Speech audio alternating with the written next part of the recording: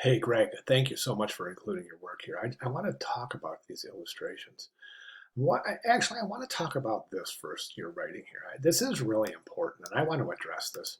So you say defining a good or bad style can be tricky as style and taste is relevant to the designer and the viewer.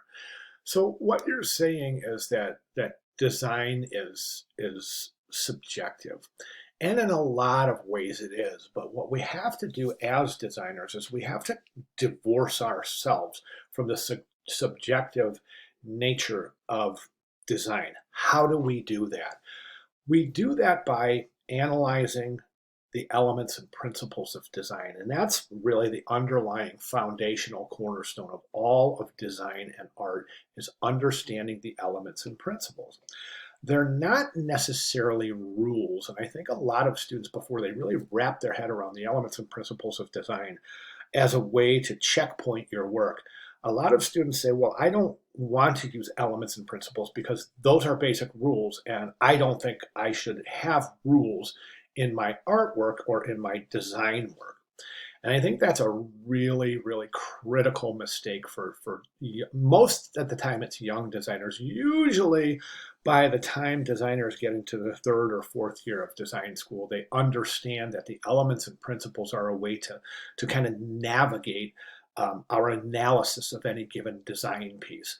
Elements and principles are a proven formula that adds value to any visual work. Okay, now that said, I want to talk about this piece right here. Now, yeah, sure, it can be objective, it can be subjective, it can be whatever the viewer looks at it and feels like how do they determine the successful attributes of this or their lack of, right? But as designers, we got to look a little bit deeper. So we say, all right, how could this be better? And what I want to describe to you is by using the elements and principles, we can determine how a piece can be made to be better. For example, I'm going to use the basic principle of contrast. Okay, and we'll look at contrast and how can this piece be better if we were to use contrast. Well, this piece is lacking in contrast, very, very, very much so. As a matter of fact, without the kind of tan color for these areas of the handles of the axe and the face area of the skull, without that, we are straight 100% monochromatic, right? And what do we know about monochromatic? We know that without emphasizing different areas of contrast, we're going to have an issue. And that's what I want to talk about here is contrast. So we're going to have a problem. Right now, we're not seeing a lot of the details in the back of this. We're not seeing the mountains. We're not seeing the clouds. We're not seeing the trees. We're not seeing the kind of highlights and shadow areas of the axe because there's no contrast involved. This is basic grayscale. So,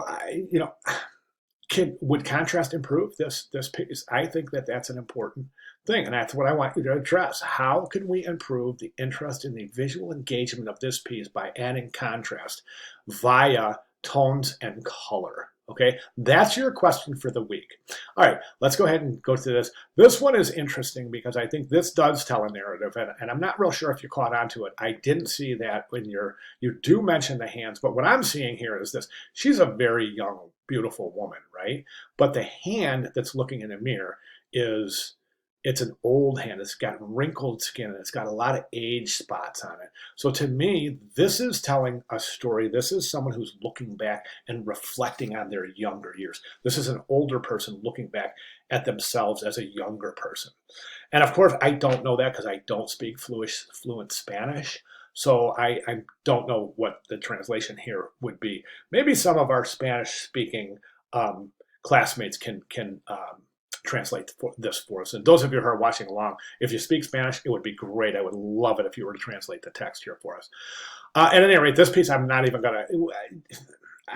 It's just an amateur piece. I mean, this is not professional design. I mean, there's no question we can look at this and we can say this is not professional design. So I agree with your analysis of this piece. Okay, so again, your question, what can we do with contrast here to make this more visually engaging? All right, great job. Thank you very much. Good job. If you have any questions at all, Greg, please let me know. Thank you.